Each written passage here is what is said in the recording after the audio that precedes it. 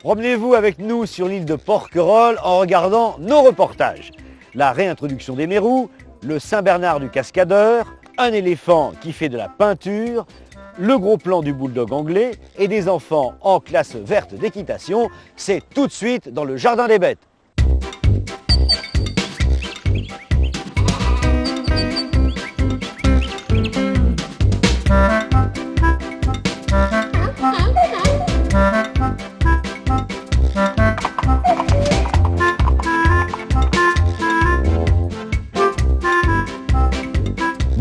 Bonjour à tous, bonjour Marie-Laure, bonjour Nicolas. Aujourd'hui nous continuons notre promenade dans ces merveilleuses îles d'or au large d'Hyères et nous sommes à Porquerolles avec Nicolas Gérardin, un responsable de l'environnement sur cette île bien sûr. Après Porquerolles, et comme ce sont des jumelles, je voudrais connaître les différences de ces deux îles moi. Porquerolles est la grande sœur de Porquerolles, elle est 2 fois plus grande, elle est aussi plus proche du continent, donc plus sollicitée par les activités qui ont cours sur le continent. Ce qui les différencie, c'est essentiellement le paysage, puisque Porquerolles présente une alternance de terres agricoles, des vergers, des vignes, et puis des massifs forestiers, avec cette particularité, c'est qu'on passe de plein pied immédiatement de zones ouvertes à des zones fermées. Et je pense que cette vocation du paysage est tout à fait particulière pour Porquerolles. Alors donc ça fait partie du parc national de Porquerolles, bien sûr, pour une grande partie, c'est donc une gestion identique à celle de Porquerolles, mais avec une grande différence, c'est qu'ici il y a beaucoup de touristes quand même, alors comment vous faites ? Eh bien justement, dans une tentative de réconcilier l'homme à son environnement, le parc met en place un certain nombre de modes de gestion et d'organisation qui permettent une découverte de l'île aussi efficace que possible, et puis le maintien d'un espace de qualité au profit de tout le monde. Est-ce que les chiens sont autorisés sur l'île ? Les chiens sont autorisés sous réserve qu'ils soient tenus en laisse. Très bien. Bon alors je vais vous présenter là maintenant un chien qui n'est pas tenu en laisse, c'est un chien qui appartient à un cascadeur, c'est un Saint-Bernard. Vous allez voir un petit peu, c'est un sujet qui a de la pêche.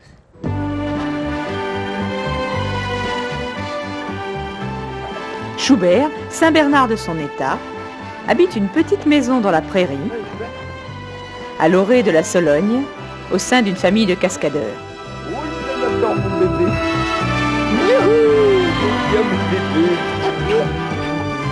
Vous l'avez fait, mon bébé.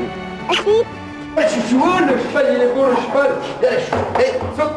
Allez, oh le cheval, oh le chouchou. Viens, le cheval, viens. Oh le chouchou. On m'a demandé pour une pub allemande un chien qui attaquait un cheval. Mais bon, c'est difficile de faire attaquer un chien qui attaque parce qu'il il attaque vraiment le cheval. Et donc on a travaillé ça puisque c'était un peu de la chance et un peu du travail.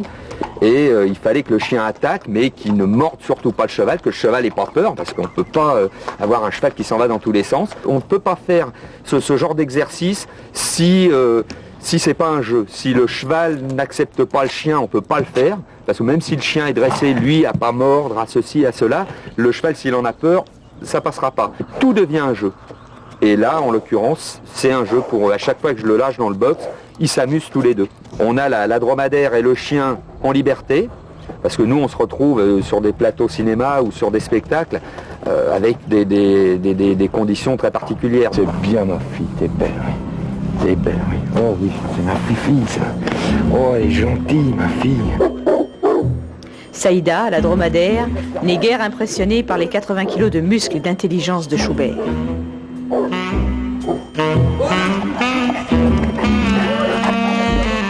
On passe notre vie avec les chevaux. Hein. On vit avec, on mange à côté. Bon, on connaît vraiment. Ah, ça fait très mal.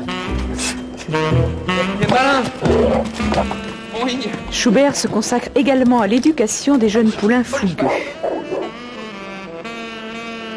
Pour les besoins de films ou publicités, les chevaux, eux aussi, sont préparés à simuler des attaques. Je sais quand le cheval vient m'attaquer, je mets la badine ici pour lui faire voir qu'il ne faut pas qu'il aille plus loin, sinon le cheval vous vient dessus et pour lui, il va jouer comme avec un autre cheval. Mais avec un autre cheval, ils se mordent et ils peuvent nous mordre aussi. Donc il faut vraiment... Le plus dur travail sur l'attaque, c'est de faire arrêter le cheval. Il faut que ça devienne un travail. Au début, c'est un jeu, et ensuite, pour lui, il faut que ça devienne un travail. Viens, le chouchou. En ce qui concerne la voltige, notre Saint-Bernard préfère dominer la situation en dehors de la carrière. Mettre un cheval en cascade, il faut 4 ans minimum. On risque plus nous que les chevaux à chaque fois.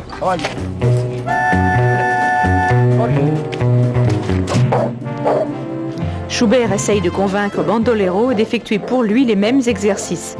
Le succès est mitigé. Après une journée harassante, Schubert prend la sage décision de s'abîmer dans la contemplation de la nature environnante.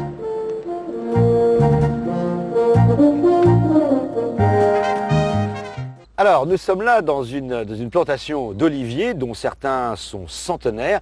Tout ça pour aborder cet aspect du conservatoire de botanique de l'île. Je crois que c'est une des vocations de Porquerolles. Effectivement, l'île de Porquerolles héberge un conservatoire botanique national qui a pour vocation la conservation de la flore méditerranéenne française qui est menacée du fait de l'impact des activités humaines. Et alors, il y a différentes espèces que vous avez protégées, replantées ici. Oui, des plantes ont été localisées sur le territoire.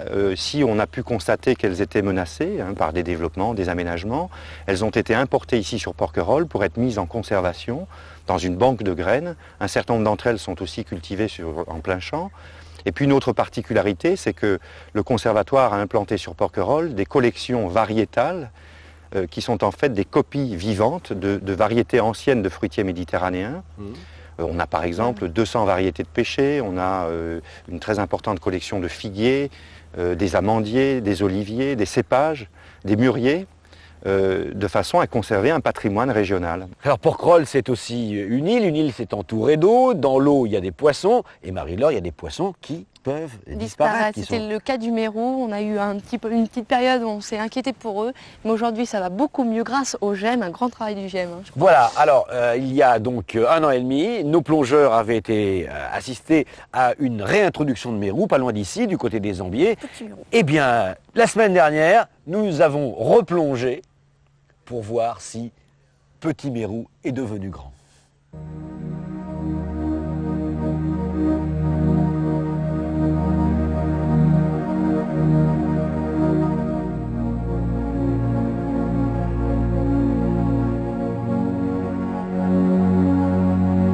On a relâché des mérous il y a maintenant 1 an et demi, 10 mérous sur les côtes des Ambiers à 3 endroits différents. Et ces mérous, nous les avons suivis de différentes manières, surtout en plongée bien évidemment, et à partir des cartes d'identité que nous avons réalisées.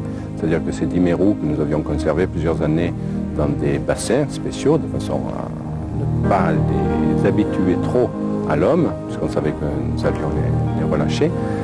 Ces mérous, donc, on les a pesés, mesurés, on a suivi leur croissance, et puis nous les avons relâchés. Et avant de les relâcher, nous avons pris des photos, fait des dessins, fait des fiches, qui nous permettent maintenant de les identifier, de savoir exactement de quel individu il s'agit.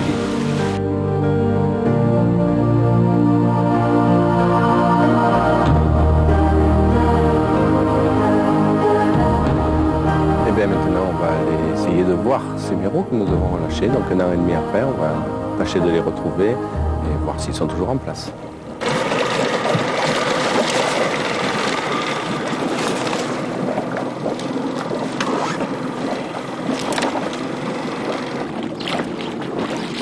Ce travail se fait en collaboration avec le GEM, le groupe d'études du Mérou, qui réunit donc tout un tas de scientifiques et des gestionnaires des parcs et des réserves marines, et dont le but est effectivement de connaître la biologie du Mérou et tout ce qui se rapporte à ce poisson mythique. Les travaux effectués par ce groupe de scientifiques montrent maintenant très clairement qu'il y a une augmentation de la population de Mérou depuis ces dernières années. Probablement pour des raisons climatiques, mais aussi parce qu'il y a un moratoire d'interdiction de chasse sous-marine qui prend fin 97, donc à la fin de cette année, et le groupe d'études du Mérou va demander bien évidemment la prolongation de ce moratoire et peut-être même une extension à d'autres formes de pêche.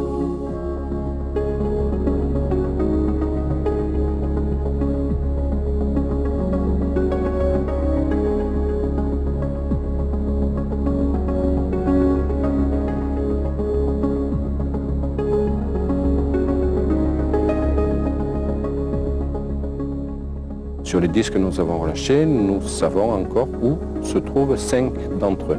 Les 5 autres, probablement, se sont déplacés et ont cherché d'autres sites. Sur les 5 donc, que nous retrouvons encore actuellement, 3 sont restés sur le site où nous les avions relâchés et 2 autres ont changé de site et sont allés rejoindre une espèce de troupe, je dirais, de mérous sur une pierre qui comptait déjà 9 mérous, dont des très gros mérous. On a pu également constater une reproduction, maintenant on est absolument sûr, une reproduction des mérous sur les côtes françaises.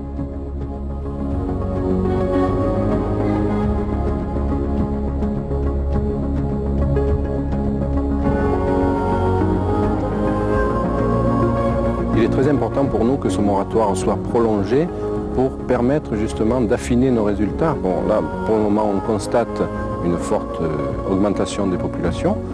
Il faut absolument pouvoir continuer ce travail dans les mêmes conditions.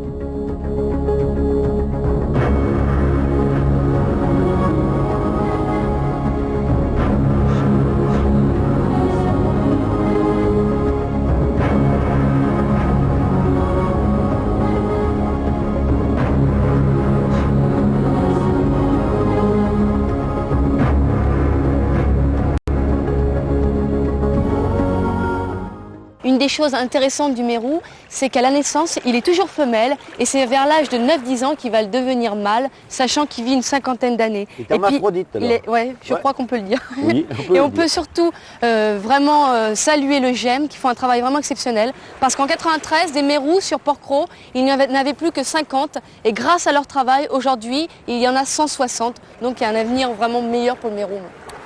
Eh bien, le GEM, ce sont ces gens qui travaillent aux ambiers, là, ces scientifiques qui s'occupent de tout ça. J'ai pas fini mon boulot, maintenant j'ai une autre question. Une autre question? C'est votre conseil, Pierre, maintenant qu'on est à la mer, est-ce qu'il est bon de baigner son chien dans l'eau salée de la mer? Voilà. Bien sûr, c'est bon pour nous, c'est bon pour eux. Simplement, une seule précaution, comme ils ont des poils qui ramassent du sable et surtout du sel, il faut bien les rincer le soir quand vous rentrez chez vous, rincer à l'eau claire. Et puis effectivement, faites attention s'il y a des plaies, parce que la mer a tendance à creuser les plaies des chiens. Et puis aussi, il faut bien dire une chose, c'est qu'ils sont soumis aux mêmes vicissitudes que nous. C'est-à-dire que s'il y a des oursins et qu'ils vont patauger dans une crique comme ça, où il y en a quand même pas mal, eh bien, ils vont se piquer ils vont se piquer sur les épines, ils vont prendre des épines d'oursin. Et là, c'est un drôle de boulot pour les enlever, en tout cas. Croyez-moi. Surtout si c'est un Doberman. Voilà. Alors, on va laisser les chiens maintenant. Ouais, je vais vous amener voir des bébêtes beaucoup plus grosses qui sont des éléphants, puisqu'en Californie, les éléphants s'ennuient. Et on a décidé qu'on allait leur faire de la peinture. C'est une expérience comme une autre, californienne, un peu bizarre. Au moins ça les occupe, ces pauvres éléphants. Vous voyez tout de suite les images. En Californie comme ailleurs, les éléphants s'ennuient le dimanche dans leur zoo. Pas beaucoup d'intérêt à regarder les visiteurs, pas de sport organisé, pas de piscine. Alors, pour distraire Judy, Kim, sa soigneuse, a eu une idée. La peinture.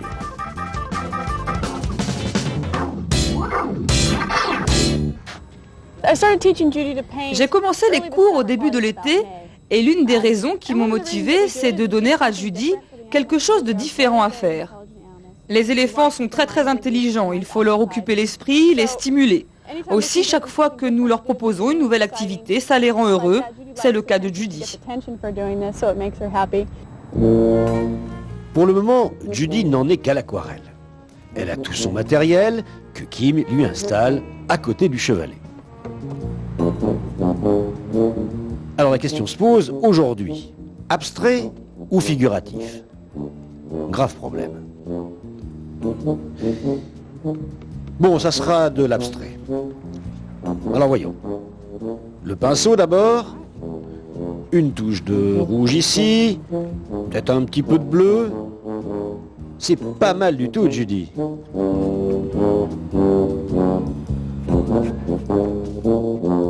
T'es contente de toi, Judy?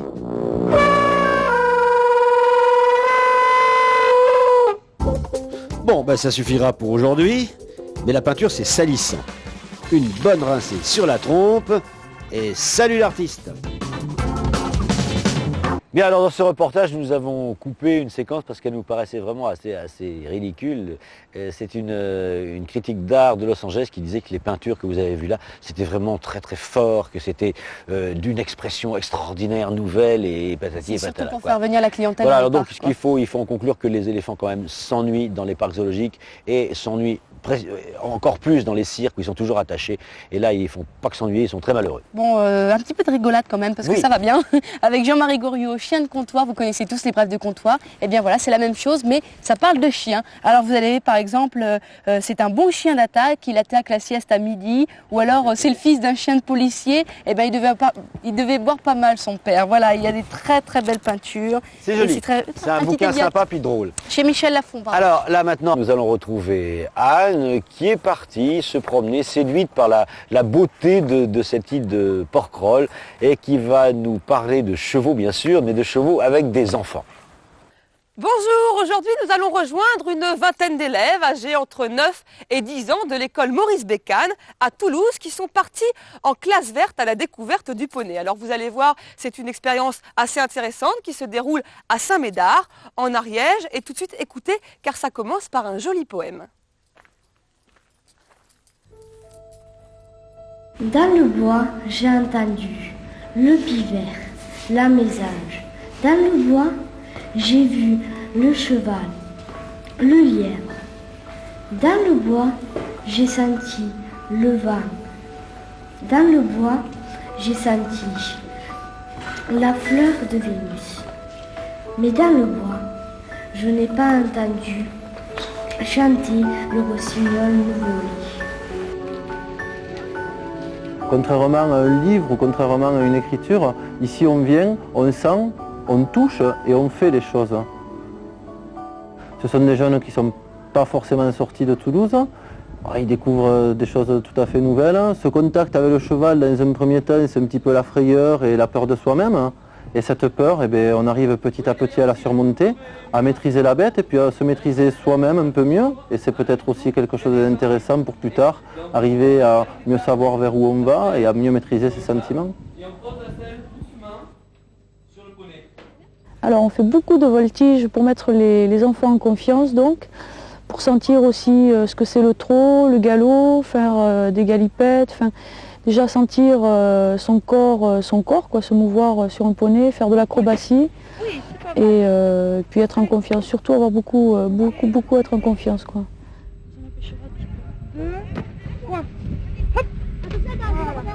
C'est cool la voltige. Et ce que j'aime bien, c'est parce qu'on s'amuse et puis on fait la roulade avant, plein de choses et que c'est marrant et on rigole. J'ai eu peur la première fois que je suis montée sur Eureka, que je suis tombée. Et le lendemain, je me suis dit bon, je vais remonter et je suis montée sur un autre poney qui s'appelle Blackie, qui est gentil lui. On a fait des jeux et j'ai pas eu peur. On a dû faire des slaloms et on a gagné la première manche et on a perdu la deuxième.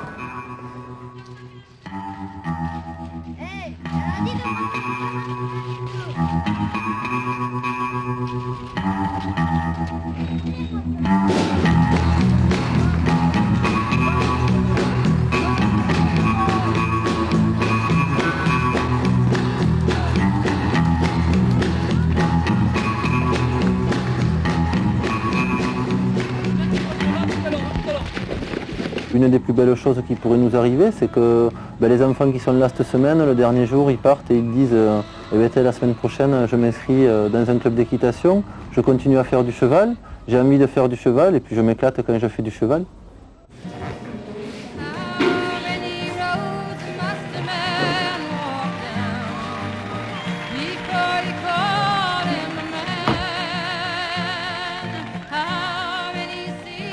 Je fais ce dessin pour un souvenir quand je partirai.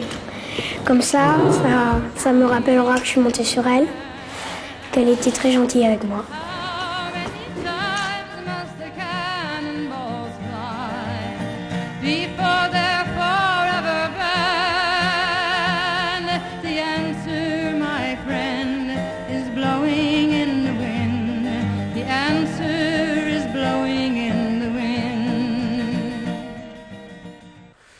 Bien, Marie-Laure, vous savez combien il y a de variétés de pins dans cette île? 5, Il y a 6, plus d'une dizaine. Là, nous sommes sur des pins parasols, par exemple.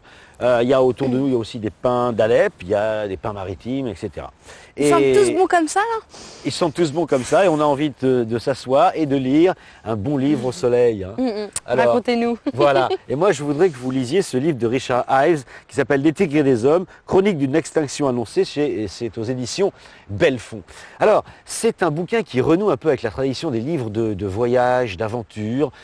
C'est un homme qui est passionné par les tigres et qui va un peu à leur recherche, qui va chercher le pourquoi de l'extinction, qui fait un recensement, qui fait des rencontres extraordinaires des gens, des Indiens, Il lui arrive plein dans tous les pays où il y a eu des tigres, l'Inde, le Népal, etc. et l'Asie. Et surtout, il pose un constat qui est un constat d'échec, parce qu'il s'aperçoit que c'est pratiquement foutu. Et que le jour où les tigres vont s'éteindre, eh bien, pour l'homme, ça ne sera pas une preuve d'intelligence et de civilisation, que ce sera bien triste. Voilà. Enfin bon, allez, de l'humour un petit peu, de l'extravagance pour retrouver le chien le plus étonnant de la jante canine.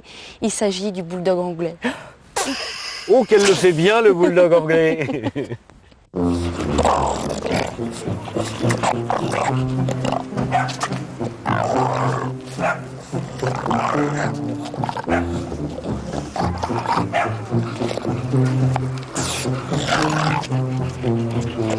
Alors, aujourd'hui, c'est la fête du bulldog, c'est-à-dire notre exposition nationale d'élevage qui a lieu une fois par an. Il y a un concours de conformité aux standards, bien sûr. Le vainqueur pourra prétendre au titre de champion de France, mais surtout, c'est l'occasion pour le club de faire le bilan d'une année d'élevage, de suivre la race. C'est un chien britannique, c'est l'emblème de la Grande-Bretagne. C'est un chien extrêmement ancien.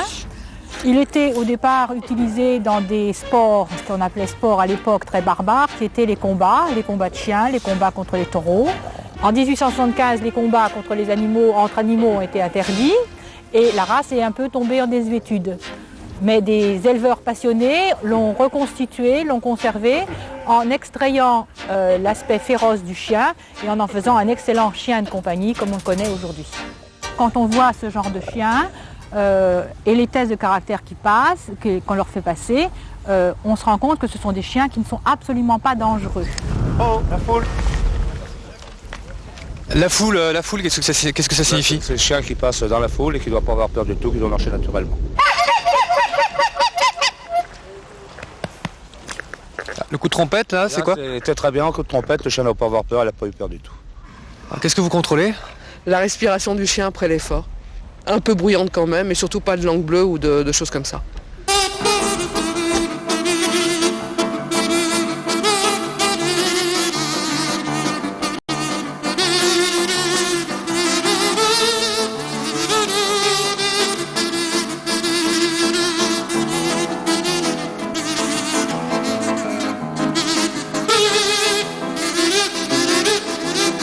Alors voici Shadé, une très jolie bulldog anglais, championne de France de son état et qui présente donc toutes les caractéristiques qui sont recherchées dans sa race.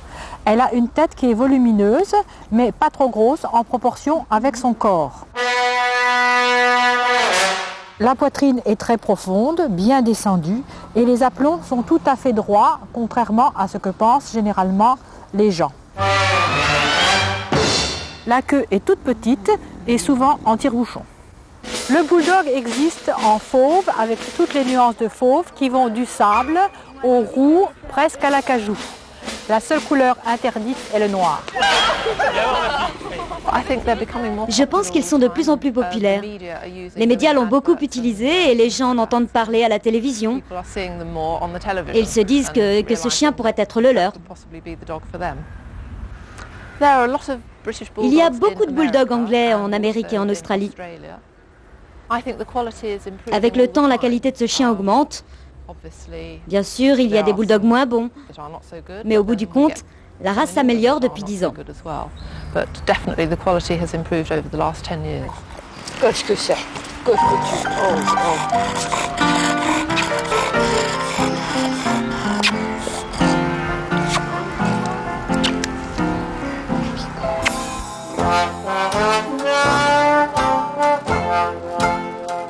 ça fait 5 ans que je le désire, quoi, ce chien-là. Et puis je l'ai enfin, ça fait 3 ans que j'ai le budget pour. J'ai craqué, je l'ai vu, je suis tombé un coup de foudre, quoi. Comme pour une gonzesse, quoi. C'est vraiment un coup de tonnerre. C'est toutes ses qualités, quoi. C'est pas uniquement le physique, parce que moi, ce chien-là, tu m'entendras jamais dire que mon chien, que le bulldog, je dis mon chien, mais le bulldog, il est pas beau. Mais c'est au niveau de son caractère, quoi. Il est courageux, il est adorable. Moi, il attire l'attention de tout le monde, quoi.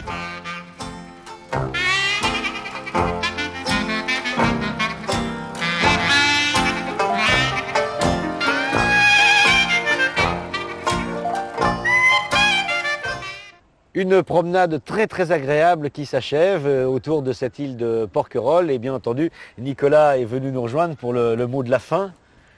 Elle prendra la forme d'une recommandation. Pour ceux qui veulent vraiment découvrir Porquerolles, ne vous arrêtez pas au soleil, au sable blanc et à la plage. Prenez le temps de visiter l'île de façon un peu plus approfondie et détaillée. Observez, écoutez, et l'île vous révélera l'ensemble de ses secrets, de ses mystères. Et ses plantes surtout. Ses plantes et ses petits animaux mammifères qui sont, pour un certain nombre d'entre eux, extraordinaires. Elle le sait, il y a un petit mammifère ici. Le plus petit mammifère du monde se trouve à Porquerolles. C'est une petite musaraigne. La musaraigne étrusque, qui est effectivement le plus petit mammifère connu au monde. Voilà, et nous qui nous sommes promenés ici, je peux vous dire qu'il faut... Vous pouvez venir hors saison, c'est pas la peine d'attendre qu'il y ait plein de monde l'été. Hors saison, c'est très très beau. Ensuite, je crois qu'on y découvre les choses de manière beaucoup plus calme. On a beaucoup de plaisir à y être et nous y reviendrons. En attendant, on vous dit au revoir et à la semaine prochaine. Bon week-end. Au revoir.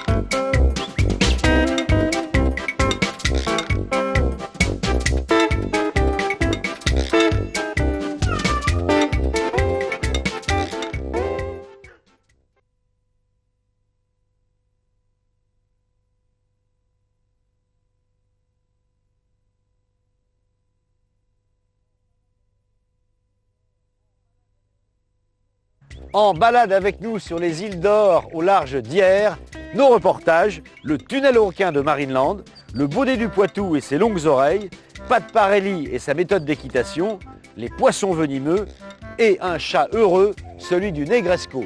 C'est tout de suite dans le Jardin des Bêtes.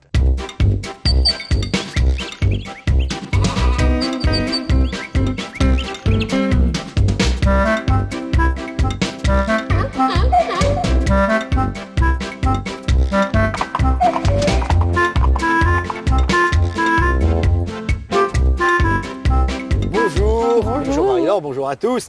Eh bien, comme on dit dans certains jeux télévisés, nous revenons en 4e semaine. Et en 4e semaine, dans ce paradis, ce petit paradis que sont les îles d'Hyères. Il fait beau, les gens sont sympas, la mer est belle, on est bien. La mer est belle, cette sacrée Méditerranée qui accueille de temps en temps, c'est assez rare, des requins pèlerins. Les requins pèlerins sont des requins mais qui ressemblent à des baleines. Ce n'est pas du tout dangereux, bien au contraire, ça ne mange que du plancton. Et on en a retrouvé un près du Maroc, des côtes du Maroc, qui faisait quand même 7 mètres de long. C'est pas rien. Hein. Eh ben dis donc, non, il n'y a pas de requins, il n'y a pas de requins dangereux en Méditerranée, rassurez-vous, venez vous baigner sans crainte. En revanche, si vous voulez voir des requins dans un milieu un peu particulier, il existe pas loin d'ici à Antibes, un tunnel aux requins dans lequel il y a des gens qui plongent. Voyez-vous, vous êtes vraiment immergés avec les requins, c'est très spectaculaire. Le reportage tout de suite.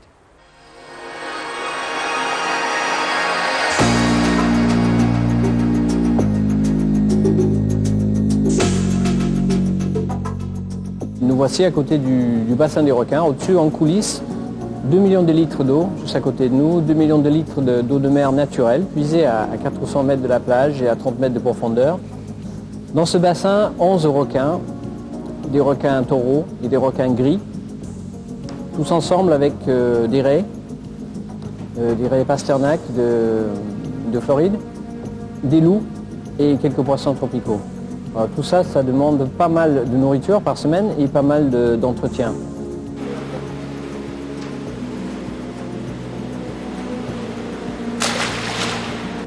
Pour la nourriture, pas de problème, c'est du poisson. Du thon, sèche, calamar, maquereau, hareng et taco. Tout ça généreusement distribué 3 fois par semaine. Les requins ne mangent pas tous les jours. C'est un animal qui, malgré sa réputation, mange pas grand-chose. Les requins gris mangent à peu près 1,5% de son poids par semaine, ce qui n'est pas énorme.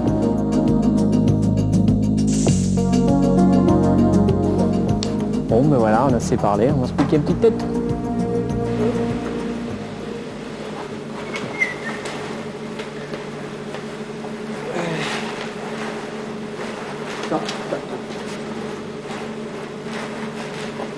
L'entretien de ce bassin se fait donc par le système de filtration, mais nous sommes obligés de temps en temps d'aller nettoyer le grand tunnel qui fait 35 mètres de long, un grand tunnel en acrylique qui est une matière qui est beaucoup plus transparente que le verre et qui nous permet une meilleure visibilité. On a presque l'impression qu'il n'y a pas de verre, qu'il n'y a pas de barrière entre nous et l'eau.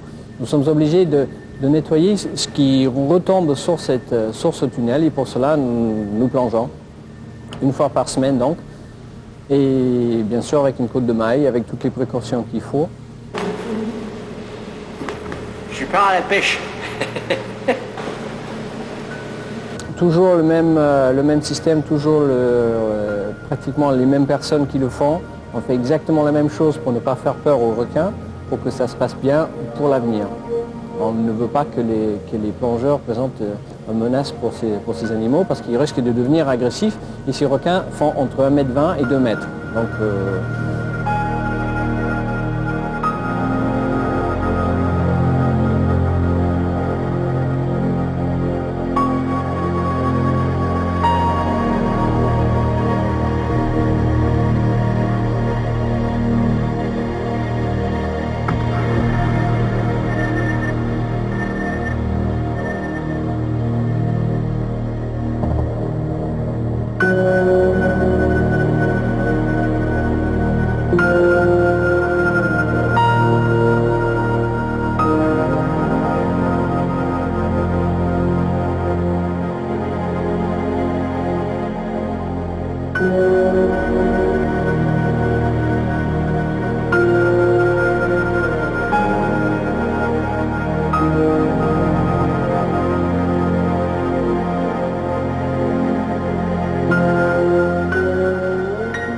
chaque fois que nous plongeons, nous ramassons des dents au fond.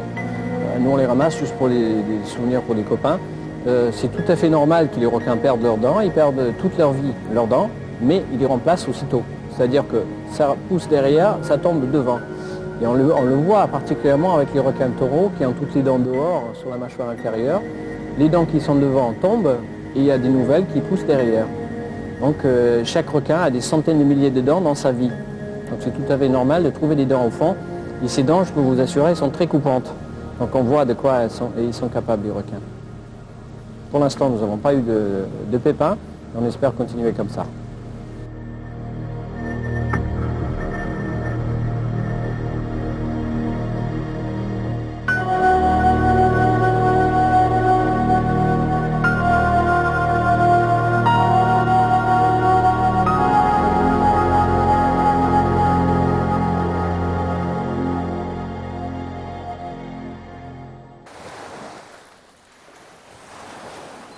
Voilà une réalisation spectaculaire dont la justification pourrait ou devrait être celle uniquement de faire mieux connaître, de faire mieux aimer peut-être ces requins qui sont de par le monde massacrés pour diverses raisons et qui sont peut-être quelquefois même en voie de disparition. D'autres espèces qui sont bien malmenées, ce sont les éléphants de cire qui sont en cage tout le temps et les éléphants de zoo aussi, il faut le savoir, ils sont enchaînés la nuit. Alors voilà une très belle initiative qui nous vient des États-Unis, du Tennessee.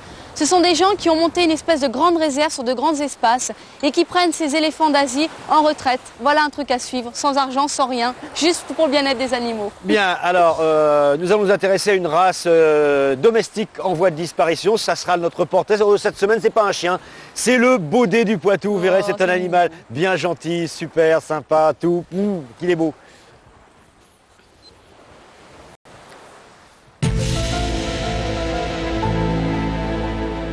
L'origine du baudet du Poitou, bien, plus on s'y penche dessus, plus on s'aperçoit que c'est un vrai mystère. On s'aperçoit que cet âne doit être vraiment le plus ancien de toute l'espèce asine, le plus ancien domestiqué.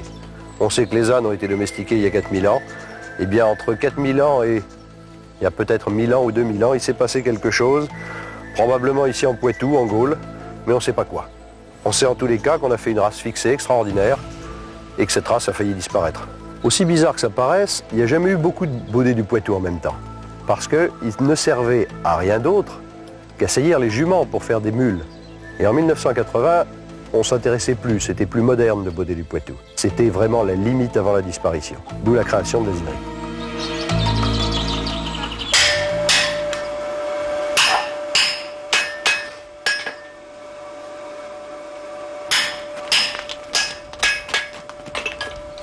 Notre travail ici consiste à la sauvegarde du baudet du Poitou.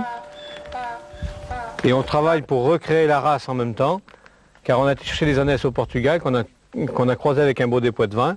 Et normalement, en 7e génération, on doit retrouver un baudet poitevin.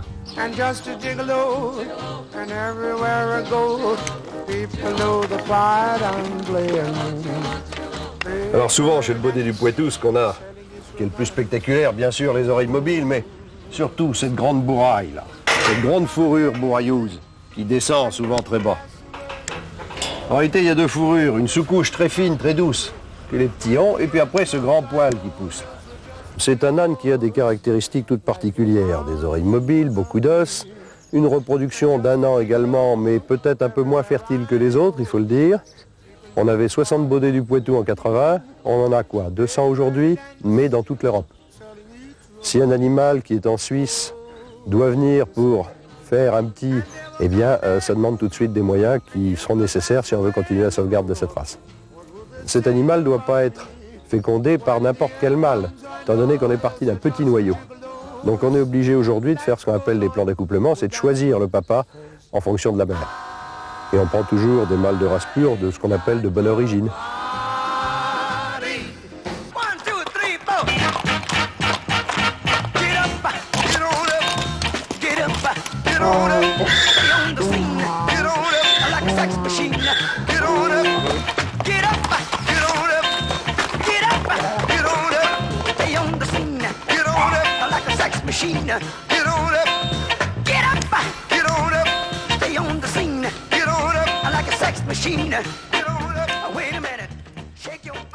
Je crois que la première chose, ça a été de relancer cet élevage, c'est-à-dire de montrer que c'était un animal intéressant et de susciter auprès, je dirais, d'autres publics, d'autres éleveurs, un engouement pour cette race. Donc c'est un animal qui à la fois a une certaine valeur financière, mais également une grande valeur génétique et une valeur de compagnon. Tous les gens que je connais qui élèvent du baudet du Poitou le trouvent craquant. Et ça, c'est important. Pour sauver une race, on est obligé de leur mettre leur mémoire sous la peau, parce qu'on a besoin de faire accoupler tel mâle avec telle femelle. Et pour ça, on fait une identification par puce électronique. La puce électronique, c'est ce petit grain de riz qu'on leur met sous la peau et qu'on lie avec un engin comme celui-ci. Et immédiatement, on a le numéro de la puce. Si bien qu'on garantit comme ça l'acheteur, on garantit également l'origine de l'animal et on sait comment faire reproduire les bons mâles avec les bonnes femelles. Si on veut sauver le baudet du Poitou, il va falloir s'en donner la peine. La race a fait des progrès. Contrairement à ce qui se raconte, moi je la crois encore très menacée. Et il n'est pas exclu que demain elle puisse disparaître. On n'a pas assez encore de petits baudets du Poitou.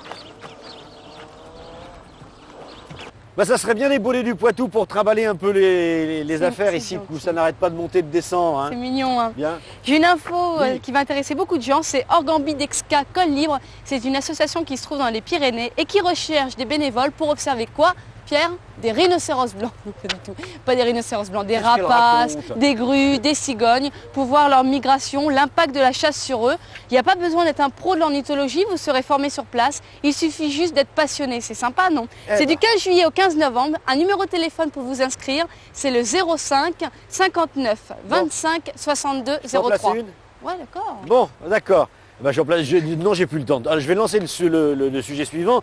Savez-vous que il y a des gens qui se baignent dans des mers beaucoup plus chaudes que les nôtres et sans prendre de précautions, sans mettre de petites chaussures à leurs pieds?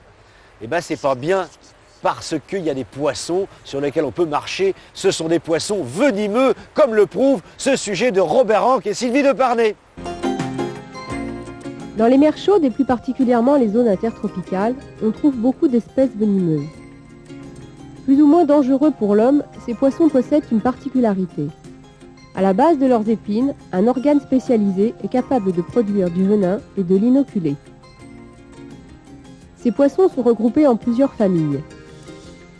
Celle des scorpionidés comprend les espèces les plus venimeuses, dont le représentant le plus élégant est la rascasse volante appelée Pterois.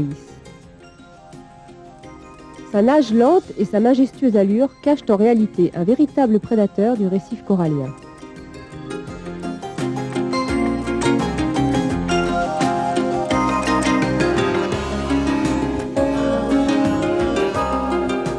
À l'aide de ces épines venimeuses ressemblant à des plumes, elles piègent leurs proies, les piquent et les paralysent avant de les manger. Bien que leur piqûre soit très douloureuse, ces rascasses ne présentent pas de réel danger pour les nageurs et les plongeurs. En effet, elles évoluent la plupart du temps en pleine eau et le risque serait alors de vouloir les toucher volontairement.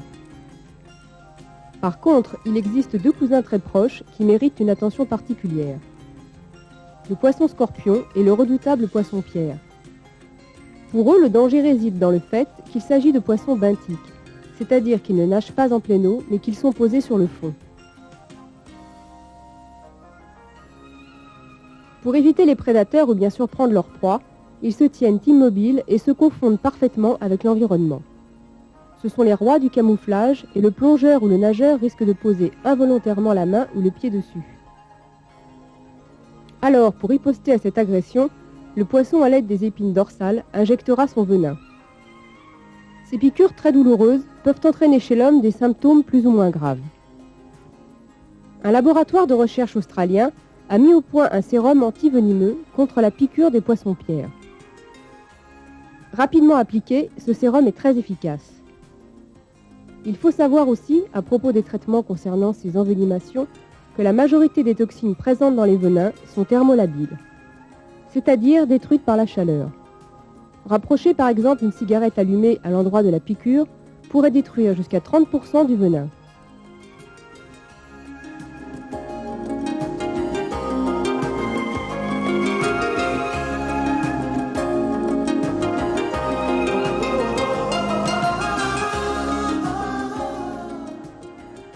Les accidents provoqués par piqûres de poisson restent toutefois relativement rares.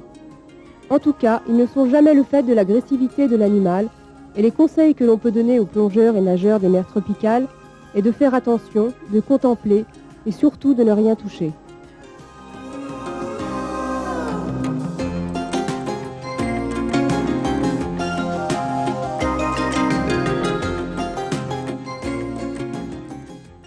Bien alors Marie-Laure, il n'y a pas de poissons venimeux en Méditerranée, sauf quelques rascasses quand même. Hein. Faut pas mettre le pied dessus. Et des oursins. Et les oursins, eh oui, il y a les oursins. Et ça, c'est autre chose. Que les oursins, ils se déplacent la nuit d'une part, et de deux, ils peuvent parcourir en une nuit jusqu'à 5 mètres. 5 mètres. Alors je vois d'ici, mais non, c'est énorme pour eux. La preuve, c'est qu'après, il leur faut des phases de repos qui peuvent aller d'1 à 6 journées quand même. C'est pour vous dire, comme Anne.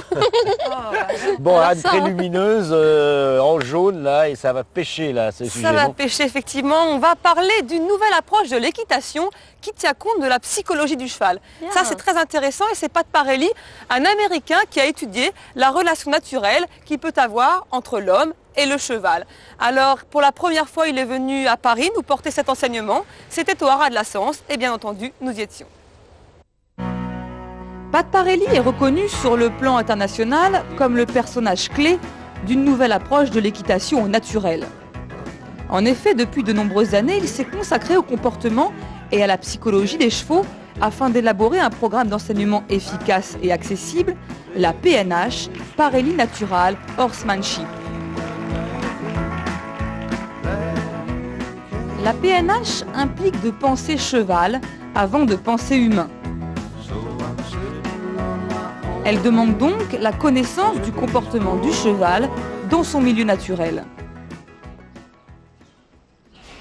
J'ai passé de très nombreuses heures à observer le jeu des chevaux dans les prairies. Ils ont 7 jeux différents.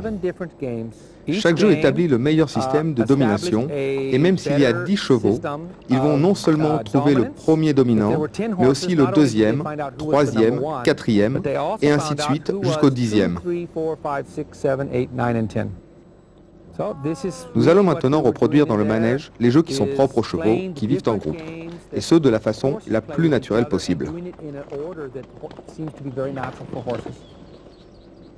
Parfois, par exemple, lorsqu'un cheval n'apprécie pas un autre cheval, il faut être clair avec sa queue. L'autre comprend qu'il doit s'en aller.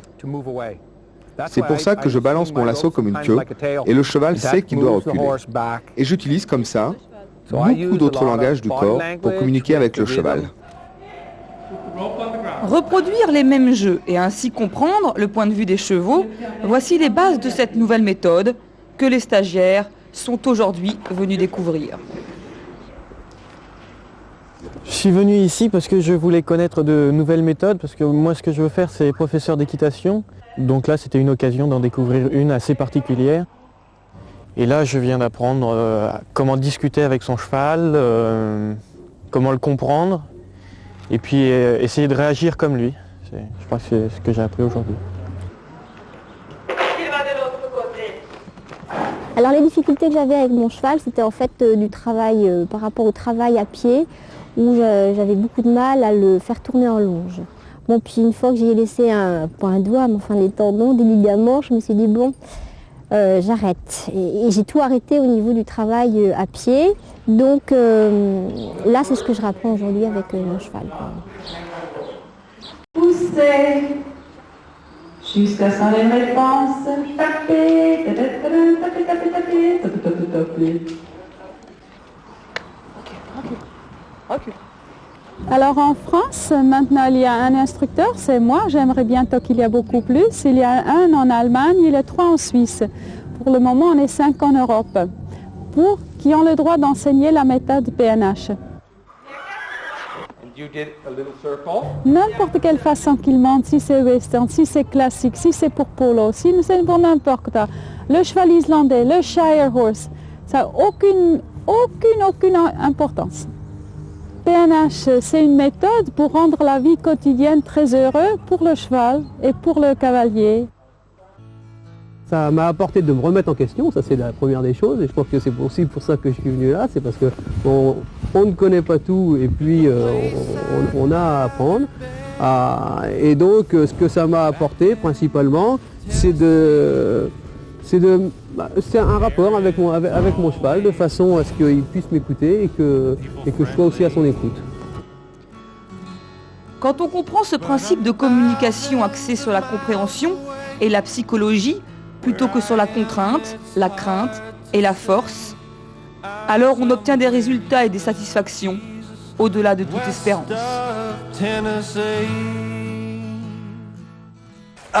Ce pas de Parelli, moi j'aime bien, parce que ce qu'il se fait, c'est très intelligent. Il étudiait l'animal avant de s'en servir, et s'en servir en fonction de ce qu'on a constaté, sans le brutaliser, sans rien. Je crois que mais il n'y a pas que chez le cheval, quelle est bête. Il n'y a pas que chez le cheval que ça peut arriver, c'est sur d'autres animaux, c'est bon aussi. Voilà, j'ai les pieds trempés maintenant, c'est malin votre histoire. Revenons au chien, Pierre. Dans un cadre comme celui-là, on peut que de parler de vacances, et avec son chien en vacances, de quoi faut-il se méfier ? Eh bien, le premier ennemi du chien en vacances, c'est sa liberté. Sa liberté parce qu'il a été confiné, il va chercher à s'en aller et à fuguer. Donc déjà, a priori, que ce soit un chien ou un chat, essayez quand vous arrivez dans un lieu de vacances, essayez de le cantonner quelque part. De le mettre dans, enfermer le chat dans la maison, qu'il prenne ses repères. Ensuite, évidemment, si votre chienne est en chaleur ou s'il y a des chiennes en chaleur et que vous avez un chien dans un camping ou tout cas, là c'est un peu la cata, il n'y a pas grand-chose à faire si vous n'avez pas pris vos précautions avant. Et puis, il y a des maladies typiques de vacances. Il y a effectivement une maladie qui n'est pas une maladie, qui est un accident dont il faut toujours parler, puisque c'est l'accident dû à la chaleur, c'est le coup de chaleur. Il y a encore des gens qui sont assez bêtes pour laisser leur chien dans une voiture, même les fenêtres ouvertes. Même les fenêtres ouvertes, il peut y avoir un coup de chaleur, et c'est extrêmement grave. Et puis il y a d'autres maladies de l'été, la pyroplasmose, etc. Mais quelquefois, votre chien est vacciné, ou vous l'avez protégé. Au vaccin avant de partir. Alors, on va parler chat maintenant, je crois. Oui, on va aller pas très loin d'ici, toujours au bord de la mer, dans un hôtel à Nice. On va retrouver un chaka, mais vraiment la belle vie, quoi. Regardez. Oui, c'est le chat du Negresco. De Depuis 10 ans, le Negresco, un des palaces les plus célèbres du monde, abrite un pensionnaire permanent. Poussy, c'est son nom, est une véritable star. Il fuit les photographes et ne daigne apparaître qu'à de très rares moments de la journée.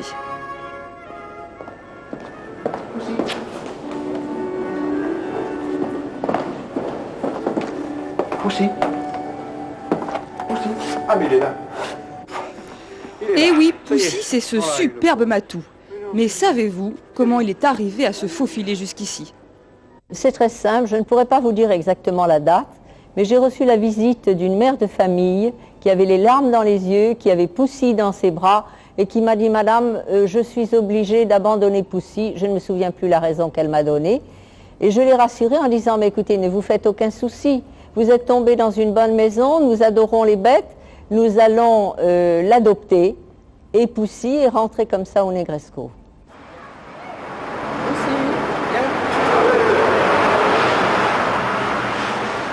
L'après-midi, Poussy vient au bar. C'est moi qui m'occupe de lui. Il se poste à l'entrée, près du bar, et souvent il commande l'ouverture de la porte par soit un chasseur, soit moi-même, soit un client. Et une fois qu'il rentre dans le bar, il choisit un fauteuil, il s'installe confortablement et puis il semble passer l'après-midi avec moi, quoi. Ou alors c'est des jeux, ou alors il vient et bon, c'est pas un chat tout jeune, il a une dizaine d'années, mais disons que je sens il fait des petits bonds, il court devant moi. Alors là on prend le bouchon, le jouet préféré de tous les chats, bouchon, ficelle, et puis pendant un moment on s'amuse avec lui et voilà. Et quand il est fatigué, il le fait sentir tout de suite, il se couche sur le côté et ça veut dire les jeux sont finis. Voilà. Regardez. Il a été accepté par le personnel, vous avez pu vous rendre compte comme il est choyé. La clientèle, n'en parlons pas. Et quand les clients du bar viennent trop facilement le caresser, Poussy en est fatigué et il passe dans le salon royal et il va se cacher pour avoir la paix. Il y a certaines personnes qui m'appellent le papa du chat, le papa de Poussy. Bon, mais c'est vrai que j'ai une attirance envers les félins en général. J'ai un petit chat à la maison, une petite chatte à la maison. Et j'élabore avec les chats et tous les félins. Enfin, je suis assez attiré. Et ça me permet de le prendre facilement. C'est-à-dire que lorsqu'il y a lorsque quelqu'un veut déplacer le chat ou veut le mettre ailleurs, on est deux personnes au bar, d'ailleurs, tous les deux, à pouvoir prendre le chat de façon sûre et sans qu'il manifeste de l'agressivité. Ou alors s'il manifeste de l'agressivité, il souffle, mais il ne mord pas, il ne fait pas de... Il est mauvaise humeur, mais je le prends facilement.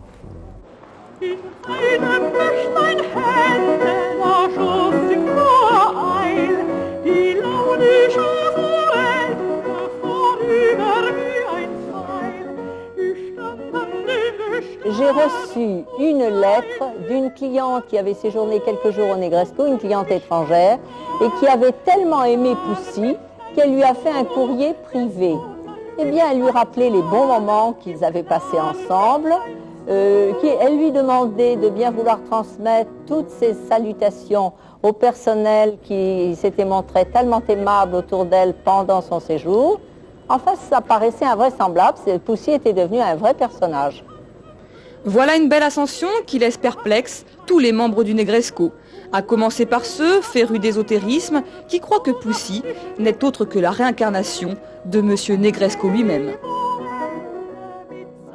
Vous pensez que le chat du Negresco, ça passe au paradis, vous? Pourquoi? Il y a un paradis pour les chats, vous croyez-vous? Oui, Pierre, j'en suis sûre. Ce sont des archéologues, c'est pas une blague, qui ont trouvé sur le site, sur la ville antique de Bubastis. Merci, en Égypte. Oui. Donc une porte funéraire datant de 2600 avant Jésus-Christ.